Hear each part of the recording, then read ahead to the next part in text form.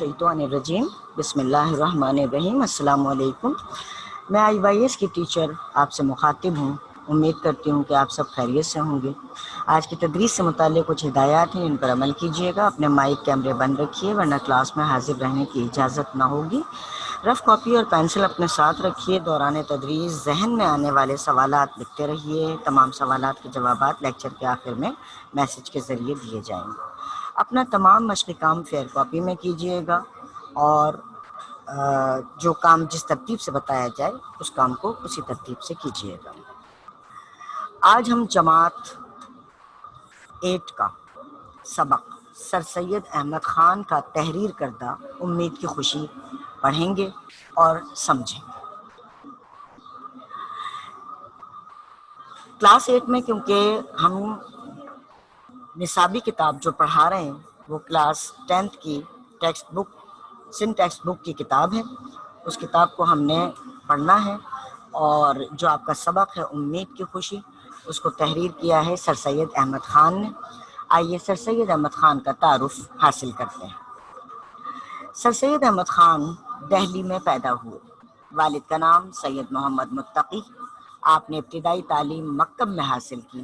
क्या मतलब है मकतब का? मकतब का मतलब मदरसे में हासिल की। फिर कुरान मजीद, हदीस पाक और फ़िक़्ह क्या है?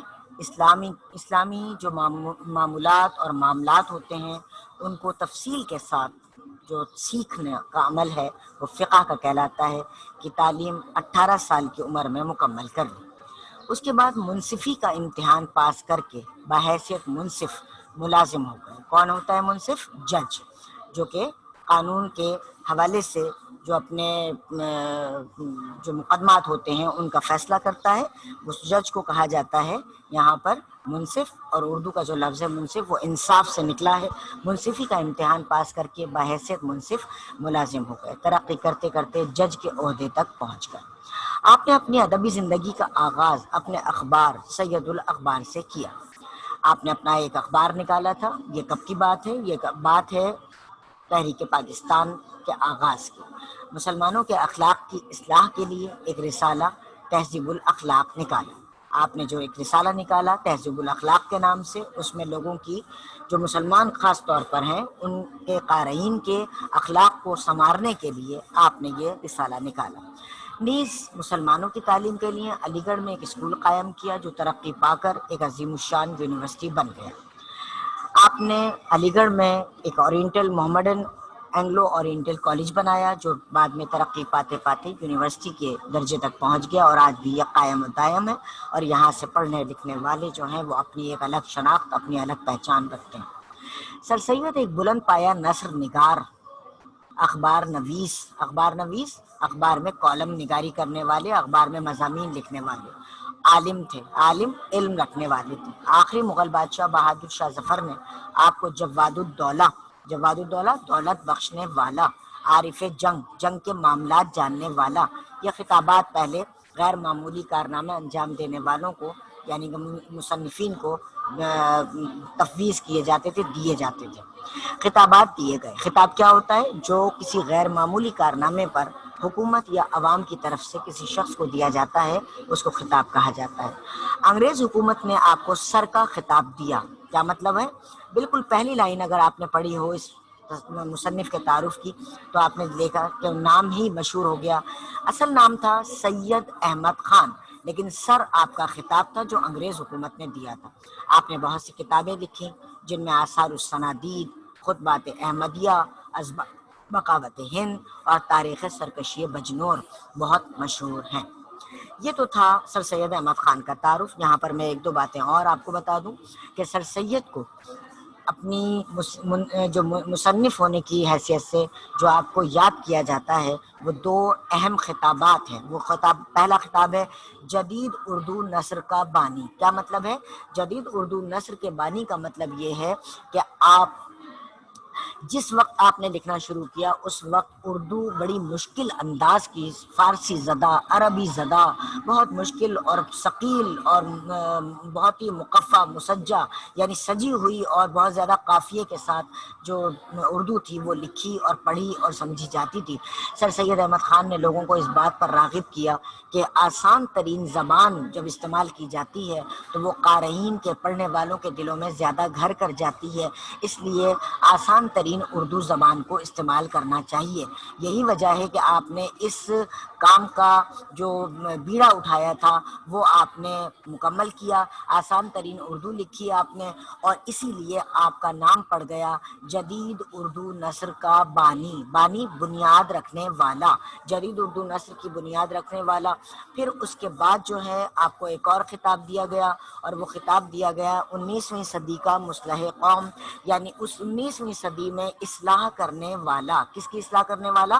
قوم کی اصلاح کرنے والا جو ہے وہ ان کو خطاب دیا گیا، اور اس طرح سے سر سید احمد خان نے اپنی اس ذمہ داری کو پورا کیا۔ میں نے آپ کو بتایا کہ سر سید احمد خان، ابھی آپ نے مصنف کے تعارف میں پڑھا سر سید احمد خان کی تحریروں کا اصل مقصد کیا تھا، کیونکہ آغاز ہو چکا تھا کس کا؟ یا 1857 کی جنگ آزادی کے بعد جو مسلمانوں کے زوال پذیر ہو چکے تھے، تو سر سید احمد خان کا سب سے بڑا کارنامہ یہ ہے کہ انہوں نے مسلمانوں کو تعلیم کی طرف رجحان دلایا، تعلیم حاصل کرنے کی طرف رجحان دلایا، خاص طور پر انگریزی تعلیم، اور انہوں نے اس کے لیے بہت زیادہ کوششیں کی۔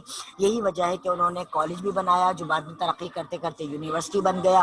لہٰذا آپ نے اپنی تحریروں میں مسلمان نوجوان نسل کو وہ پیغام دیا کہ اگر انگریزوں سے آپ نے لڑنا ہے اور ان سے آپ نے نجات حاصل کرنی ہے تو اس کا صرف ایک ہی طریقہ ہے، اور وہ طریقہ یہ ہے کہ انگریزی زبان کی تعلیم حاصل کی جائے اور انگریزوں کے سامنے اپنا مدعا جو ہے رکھا جائے۔ کیا چاہتے تھے مسلمان یہ چاہتے تھے کہ کیونکہ ان کی 1000 سالہ جو حکومت تھی مسلمانوں کی ہندوستان پہ سے ختم ہوئی تھی، لہٰذا ہندوؤں کے زیر اثر رہ کر وہ کبھی بھی یہاں پر ترقی نہیں کر سکتے، لہٰذا ہمیں اب ہر حال میں اپنا الگ وطن حاصل کرنا ہے۔ یہ پوری تحریک کے بانی مبانی کون ہے؟ سر سید احمد خان ہے، اور ان کا شکر گزار ہونا چاہیے ہمیں کہ انہوں نے اپنے مضامین میں قوم کو اس بات کی طرف راغب کیا کہ جو اخلاق کو سنوارنے کی جو تعلیم ہے اس کی طرف انہوں نے راغب کیا۔ آئیے اب چلتے ہیں ان کے سبق کی طرف، اور سبق ہے امید کی خوشی۔ یہ امید کیا ہے؟ امید کا مطلب ہے آرزو، امید کا مطلب ہے آس، امید کا مطلب ہے توقع، امید کا مطلب ہے کہ کسی چیز کے بارے میں بہت اچھا جو ہے وہ اپنے ذہن میں ایک خاکہ بنانا، کسی بات کے بارے میں آرزو، خواہش کا اظہار کرنا۔ اب امید کی خوشی کے نام کا جو سبق آپ پڑھیں گے اس کے 3 ٹکڑے ہم پڑھیں گے۔ سب سے پہلا ٹکڑا جو ہے اس میں امید کو بتایا ہے مصنف نے کہ وہ دل کا سکون ہوتی ہے، فکرات دور کرنے کا ذریعہ ہوتی ہے۔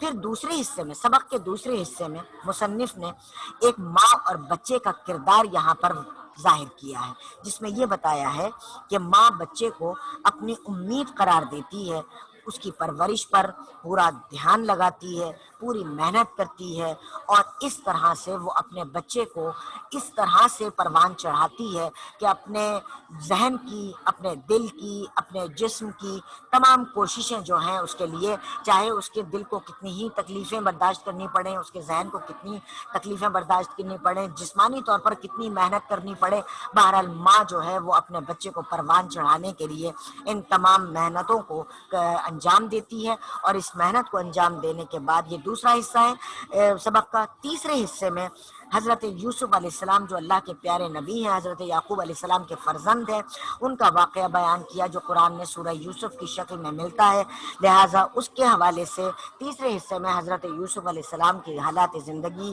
اور مشکلات اور آنے والے اچھے دنوں کی امید رکھ کر امید کا دامن ہاتھ سے نہ چھوڑنے کی تاکید کی گئی ہے، اور لوگوں کو اس بات کی طرف راغب کیا گیا ہے کہ جس طرح حضرت یوسف علیہ السلام نے اللہ کا پیارا پیغمبر، پیارے نبی ہونے کے ساتھ ساتھ جب انہوں نے صبر کا دامن ہاتھ سے نہیں چھوڑا، امید کو اپنے دل سے لگا کر رکھا، امید کو جاگتا ہوا رکھا، تو یہی امید ہر ایک انسان کو جو ہے وہ کوشش پر آمادہ کرتی ہے، اور اسی کے بلبوتے پر انسان جو ہے وہ کامیاب ہو جاتا ہے اور اپنے دل کی خواہش کے مطابق جو نتیجہ اور رزلٹ ہے وہ حاصل کرتا ہے۔ میں نے ابھی آپ کو بتایا کہ سبق کا پہلا حصہ اس میں مصنف نے امید کو کیا قرار دیا گیا کہ وہ دل کا سکون ہے، کیا قرار دیا گیا کہ وہ فکرات کو دور کرنے کا ذریعہ ہے۔ آئیے پڑھتے ہیں پہلا والا پیراگراف۔ اے آسمانوں کی روشنی اور اے نا امید دلوں کی تسلی۔ کیا مطلب، کیا کہہ رہے ہیں مصنف؟ مصنف کہہ رہے ہیں کہ امید کیا ہے؟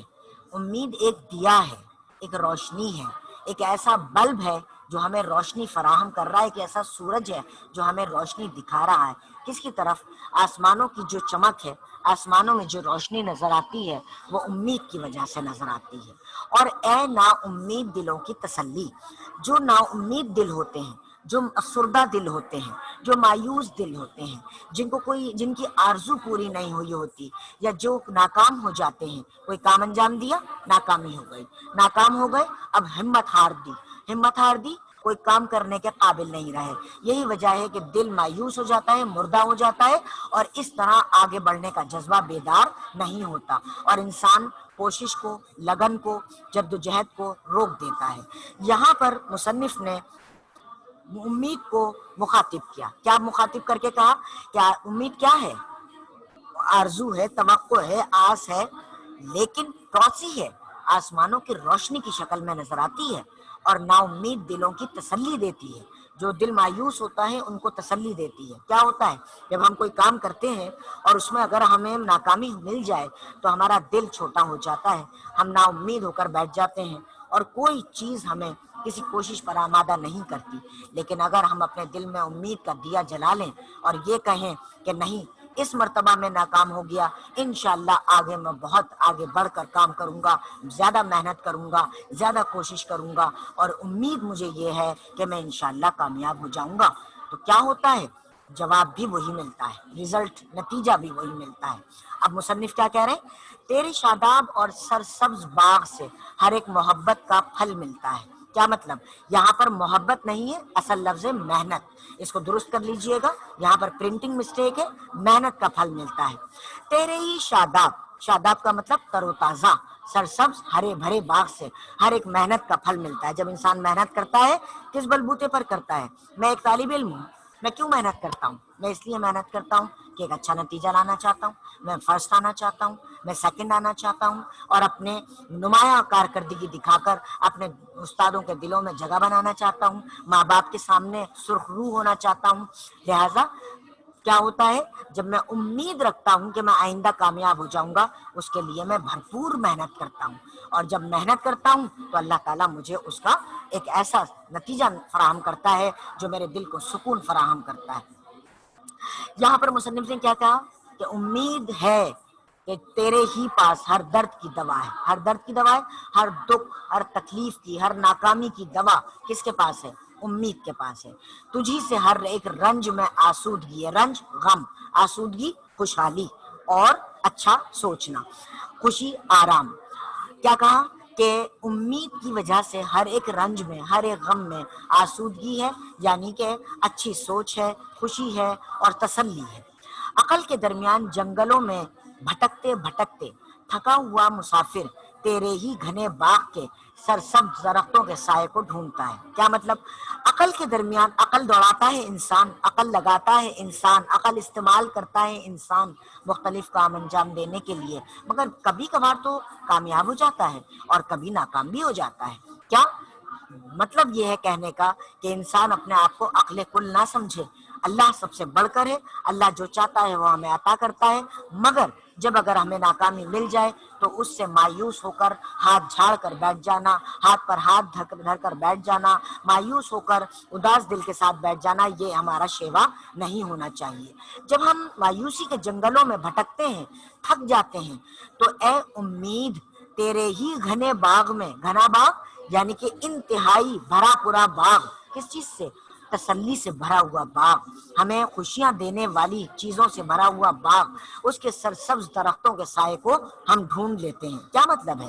امید کی شکل میں ہم خوشیاں حاصل کرتے ہیں، وہاں کی ٹھنڈی ہوا، یعنی کہ امید کے باغ میں جو لہلاتے ہوئے درخت ہیں جو ہمیں تسلی دے رہے ہیں، سکون دے رہے ہیں، وہاں کی ٹھنڈی ہوا، خوش الحان، خوش اچھی الحان جمع ہے، عربی کے لفظ ہے لہن، لہن کا مطلب ہے آواز، اور اس کا جمع ہے الحان۔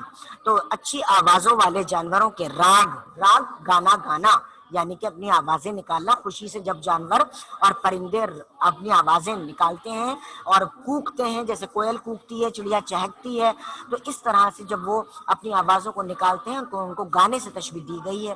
بہتی نہروں کی لہریں اس کے دل کو راحت دیتی ہیں، کس کے دل کو راحت دیتی ہیں؟ انسان کے دل کو راحت دیتی ہیں، اس کے مرے ہوئے خیالات کو پھر زندہ کرتی ہیں، جو خیالات مر چکے، جو احساسات مر چکے، جو امید ختم ہو چکی، پھر دوبارہ سے ہم نے اپنے دل میں امید جگائی، ہم نے کہا نہیں، یہ ناکامی اب ہمیں مارنے کے حوالے سے نہیں ہے، بلکہ یہ امید ہمیں یہ دلاتی ہے، ہمیں یہ خوش امید ہونا چاہیے کہ آگے آنے والا وقت ہمارے لیے بہت اچھا ہوگا۔ کیا ہے؟ جس طرح سے کہا ناصر کاظمی نے کہ غم نہ کر زندگی پڑی ہے ابھی، غم نہ کر زندگی پڑی ہے ابھی، یعنی ابھی زندگی موجود ہے، لہٰذا غم کرنا یا مایوس ہونا یہ ہمارا شیوا نہیں ہونا چاہیے۔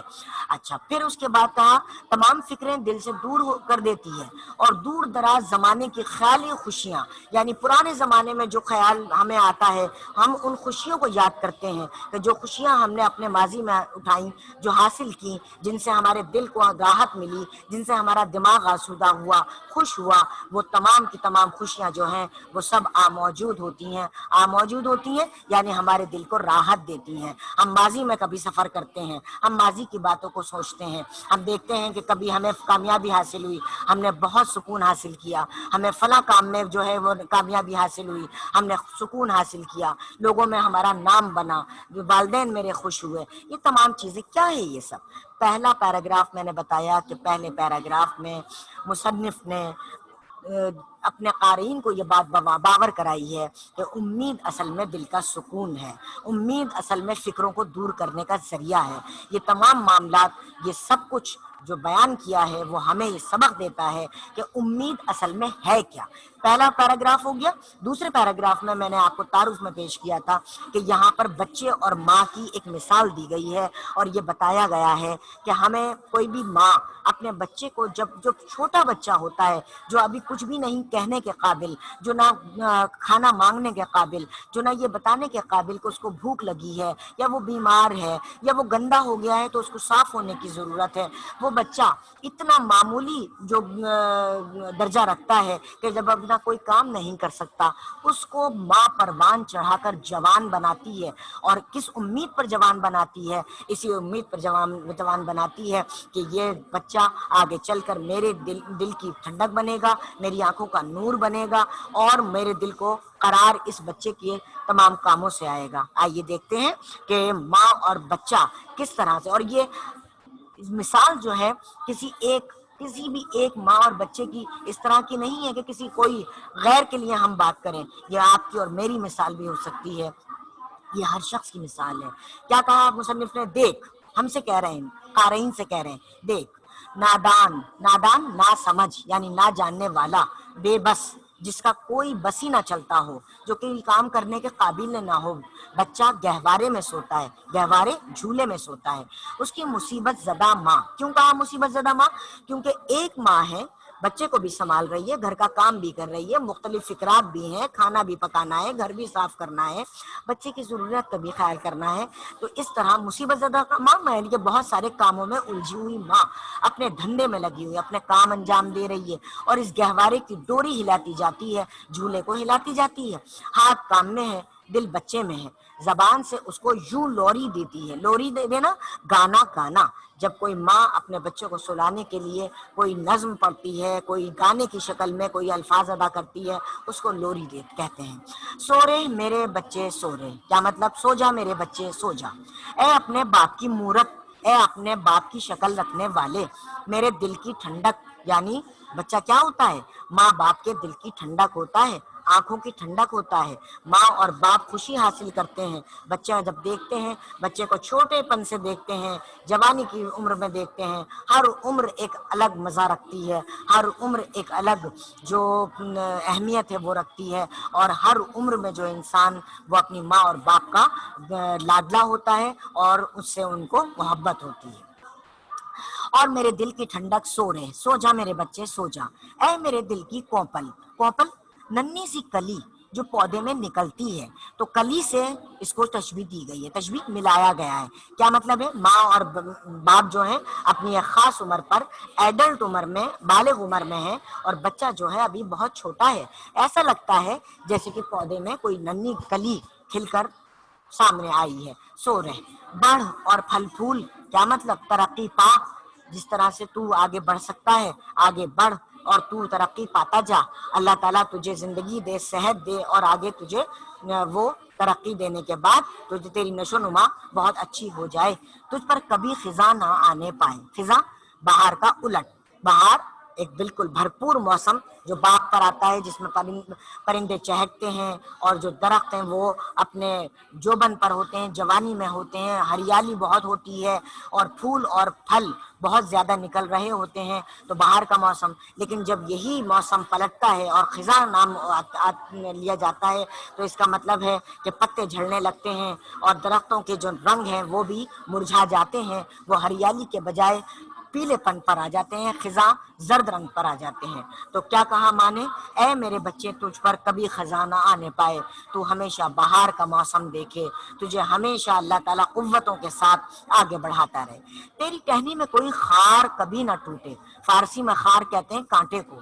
टहनी में यानी कि एक डंडी जो जुड़ी हुई होती है, किससे, शाख, जो दरख्त की शाख होती है उसको टहनी कहा जाता है, इंग्लिश में इसको ब्रांच कहा जाता है। इसमें कभी कोई खार ना टूटे, यानी कि जो कांटा है वो तेरे तुझ में ना चुभे। कोई कठिन घड़ी, ये हिंदी का लफ्ज है, संस्कृत का लफ्ज है। कठिन का मतलब है मुश्किल, घड़ी का मतलब है लम्हा, कोई मुश्किल लम्हा। जब हम इसको, ये मुरक्कब कहलाता है बेटा। कठिन घड़ी, कठिन एक अलग अलग लफ्ज है, घड़ी अलग लफ्ज है, दोनों को मिला दिया गया, इसको तरकीब लफ्जी कहते हैं। आगे जब आपको मैं काम करवाऊंगी तो उसमें मैं आपको वाज़ेह भी करूंगी और इसकी मिसाल के साथ बताऊंगी। कठिन घड़ी का मतलब ये है मुश्किल लम्हा, कोई मुश्किल वक्त तेरी जिंदगी में तुझ पर ना आए। कोई मुसीबत जो तेरे माँ बाप ने भुगती, जाहिर है कि वो एडल्ट है, माँ बाप, और बच्चा बहुत छोटी उम्र में उसके सामने मौजूद है, तो माँ बाप अपनी एक जिंदगी गुजार चुके हैं। जाहिर है कभी कोई खुशी का मौका आया, कभी कोई गम का मौका आया, कोई तकलीफ उठाई, और हर शख्स की जिंदगी इबारत है, सजी हुई है मुख्तलिफ फ्लेवर्स के साथ, मुख्तलिफ जायकों के साथ। कभी हमारी जिंदगी में कोई बहुत बड़ी खुशी आ जाती है, कभी कोई छोटी खुशी आती है, कभी कोई गम बहुत ज्यादा गहरा होता है, कभी छोटा सा हमें सदमा पहुंचता है। तो अल्लाह ताला ने हमारी जिंदगी को बिल्कुल इसी तरह से सजाया है ताकि हम खुशी और गमी को एक साथ जो है वो फेस करने की, या उसका जो सामना करने की हिम्मत को अपने अंदर पा सकें। तो जो तेरे माँ बाप ने तकलीफ भुगती वो मुसीबत तुझ पर ना आए। उसके बाद यहाँ पर नेक्स्ट जो हमारा टॉपिक है उसको हम लेकर चलते हैं, और इस तरह से यहाँ पर क्या कहा गया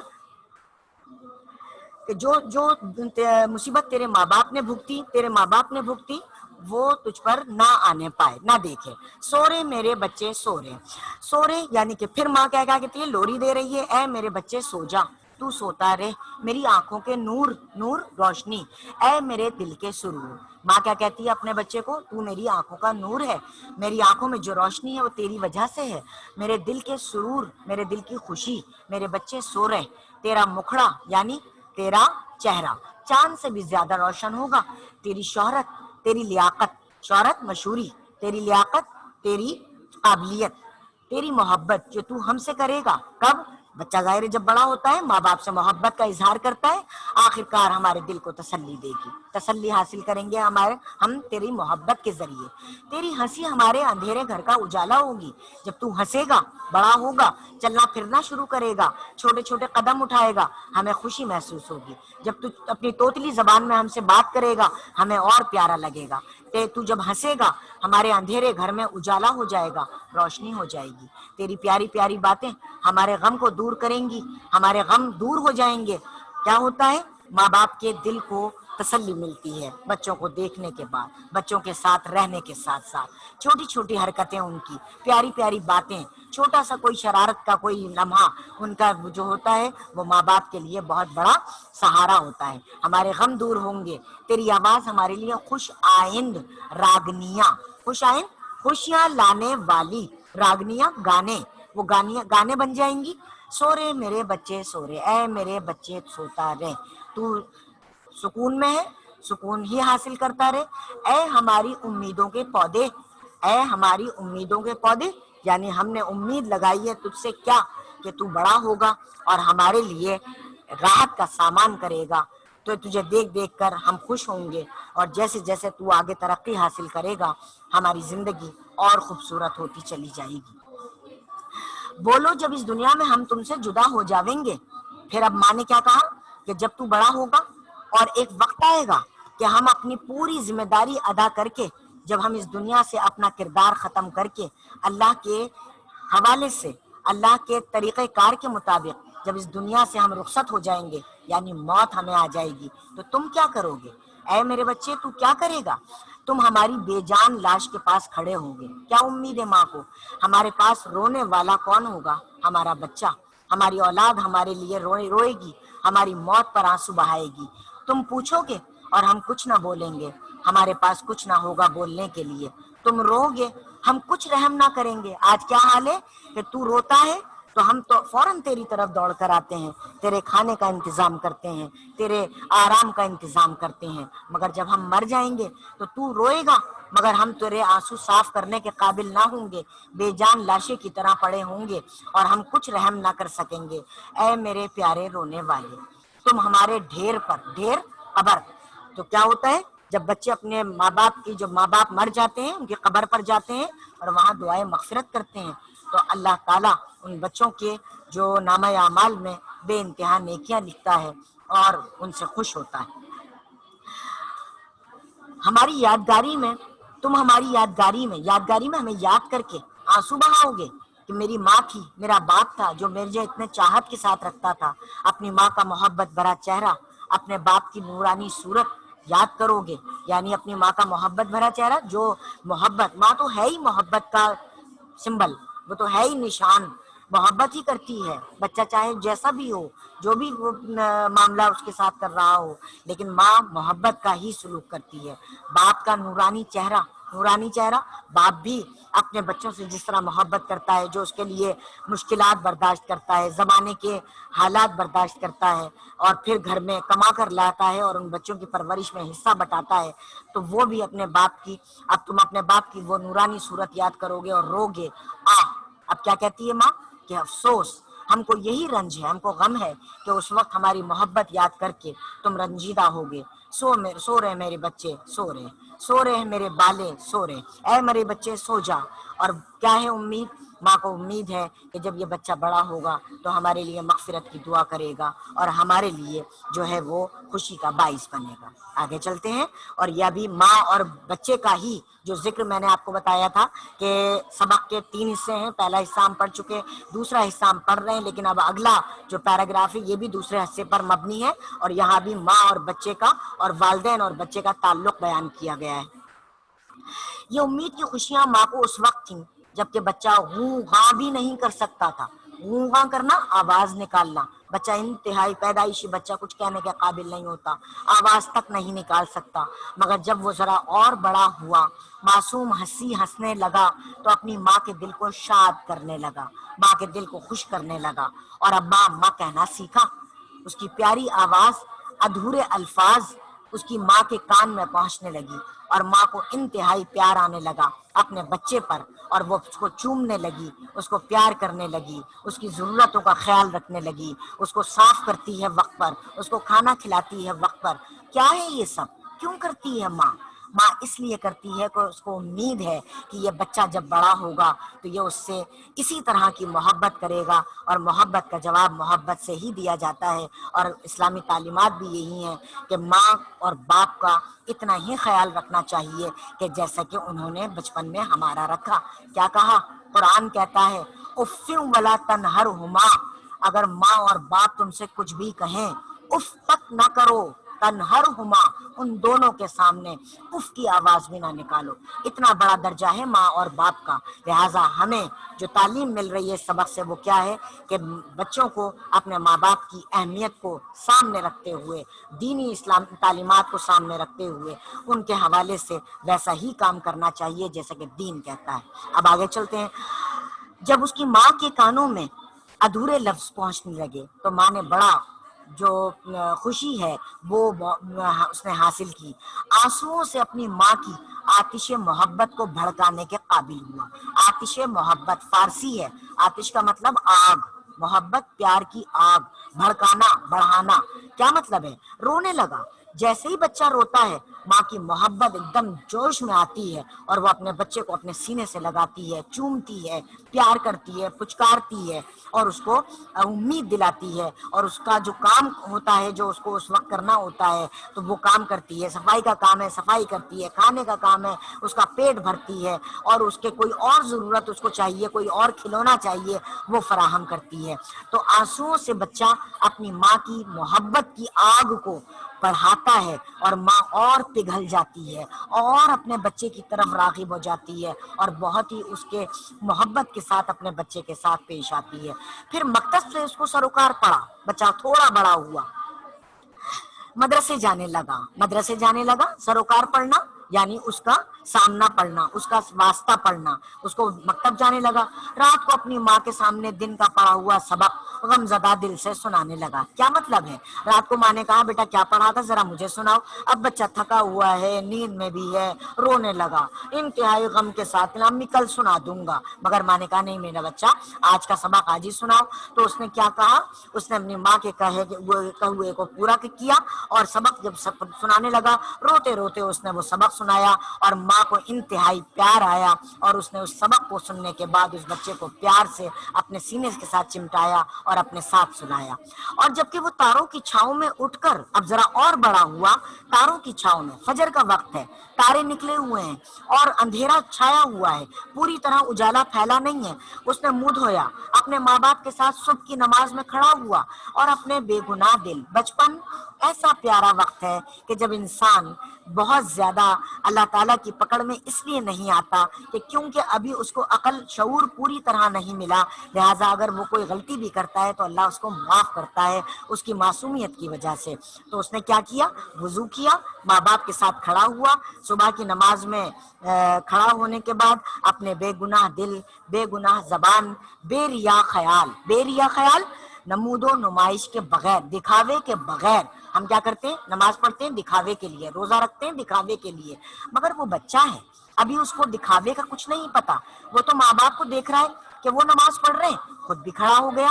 کیا پیارا سین ہوتا ہے، اللہ کو کتنا پسند آتا ہے، ماں بھی نماز پڑھ رہی ہے، باپ بھی نماز پڑھ رہا ہے، بچہ جو ہے وہ اپنے ماں اور باپ کے ساتھ کھڑا ہو کر نماز پڑھ رہا ہے، بے ریا خیال سے نمود و نمائش کے بغیر خدا کا نام پکارنے لگا۔ امید کی خوشیاں اس قدر زیادہ ہو گئیں کہ اس کے ماں باپ اس معصوم سینے سے سچی ہمدردی دیکھ کر کتنے خوش ہوتے ہیں۔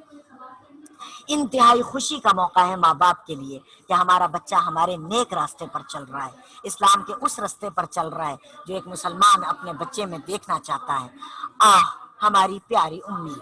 اب مصنف کیا بیان کرتے ہیں، افسوس اے میری پیاری امید، اے میری اچھی امید، اے میری آرزو، اے میری آس، اے میری توقع، تو ہی ہے، بس تیرے ہی حوالے سے ہے جو مہد، مہد عربی میں کہتے ہیں ماں کی گود کو، لہد، لہد کہتے ہیں قبر کی گود کو۔ کیا مطلب ہے، بچہ پیدا ہوتا ہے ماں کی گود میں آتا ہے، جب وہ اپنی پوری عمر گزار دیتا ہے تو اس کا آخری ٹھکانہ کیا ہے، قبر میں اترنا، تو قبر کی گود میں اتار دیا جاتا ہے۔ تو کیا کہا گیا، صرف امید کا دامن ہاتھ سے نہیں چھوڑتا انسان، بچپن سے لے کر بڑھاپے تک، اگر 100 سال کا بھی ہے تب بھی، اگر 60 سال کا ہے تب بھی، اگر 150 سال کا ہے تب بھی صرف امید کے سہارے جیتا ہے۔ جو ماں کی گود سے لے کر قبر کی گود تک امید ہمارے ساتھ رہتی ہے، پوری زندگی ہمارے ساتھ گزارتی ہے، اور اسی بلبوتے پر ہم اپنی زندگی کو اپنے اچھے دن آنے والے دنوں کی امید میں گزار دیتے ہیں۔ بیٹا یہ سبق میں نے آج یہاں اینڈ کیا، آپ کو اگلا جو پیراگراف نظر آ رہا ہے یہ اصل میں ہے حضرت یوسف علیہ السلام کا پورا وہ واقعہ جو سورہ یوسف میں ہمیں اللہ تعالیٰ نے عربی کی زبان میں، عربی کے لب و لہجے میں ہمیں سمجھایا۔ انشاءاللہ اگلے لیکچر میں یہیں سے شروع کروں گی۔ آپ تمام بچوں سے میری درخواست ہے کہ اس سبق کو مس مت کیجیے گا اور اس کے ساتھ جو ہے وہ اس کو مکمل سنیے گا اور مکمل کیجیے گا، اور اس کے ساتھ جو ہے وہ اس کے ساتھ جو ہے وہ پھر آپ نے مکمل کرنا ہے، اور دیگر کام بھی ہم اسی کے ساتھ کریں گے۔ تو آج جو میرا آخری جو لفظ ہے وہ یہاں تک کہ مہد تک، لہد مہد سے لہد تک ہمارے ساتھ رہتی ہے۔ اگلے لیکچر کو ضرور اٹینڈ کیجیے گا جو کل ہے۔ اللہ حافظ۔